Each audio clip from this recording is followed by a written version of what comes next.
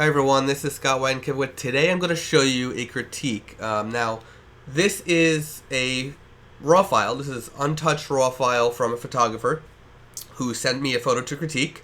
And then this was the second edition. This is basically with a little bit of post-processing edits. And then this is the final product where you can see it's been rotated slightly to be level, and it was cropped out to remove this line up here. You can see the line right here. Now, I'm going to start with the original, and you can see that what happened that during the post-processing, the ISO must have been up a little bit, and during the post-processing, it got a little bit noisy.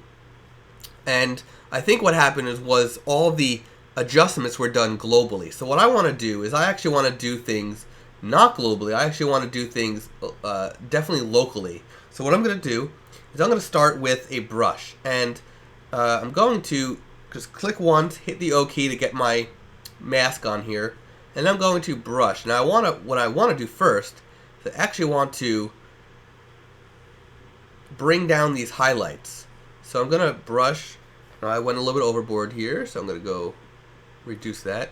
I want to bring down these highlights, so I'm going to start here, hide that hit the O key again to hide that, and then I'm just going to just bring down those highlights. I could even bring down the exposure if I wanted to really make that a lot darker. So what that's doing is actually making the orange yellowish color pop. Now there's no way to get this highlight back. If there was some bracketing done, you could do a little bit of merging and masking to get this back in here, but it's okay because it's a little more realistic when there's a blown out highlight. Now the next thing I'm going to do is I would actually create a new brush. So I'm going to make another new brush, and I'm actually going to, let's do this again, hit the OK to get the mask.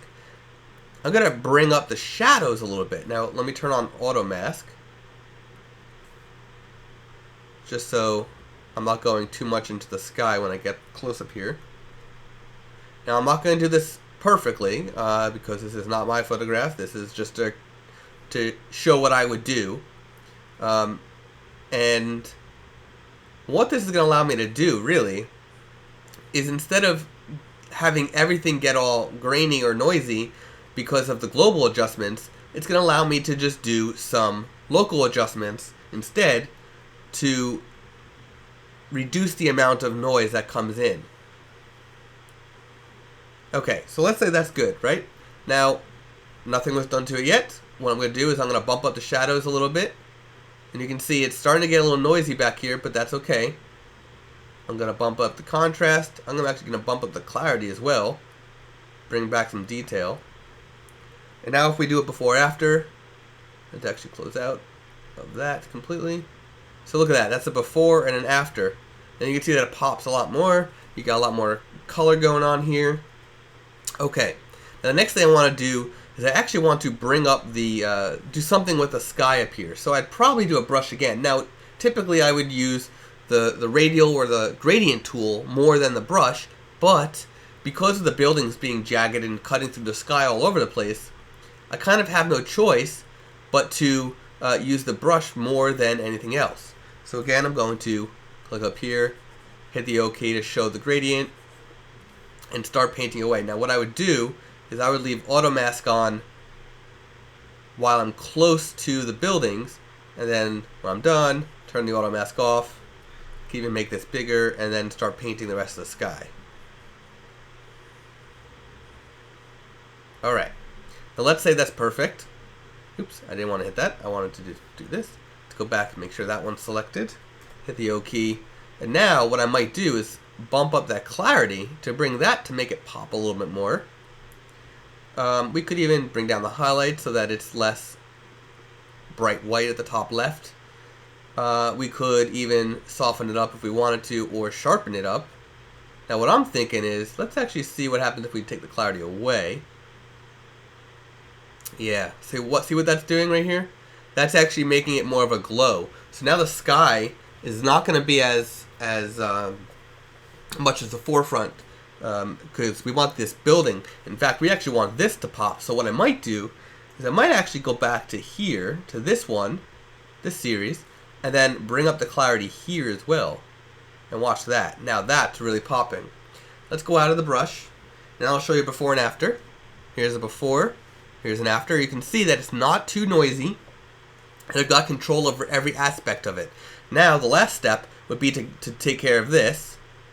So I'm going to go here, I'm going to just take care of that real quick. Now, you're going to see a line because this is not going to be perfect. And you can still see, if I zoomed in, you'd see it really well, this line right here. But again, it's okay. It's okay for the critique. It wouldn't be okay for a final product.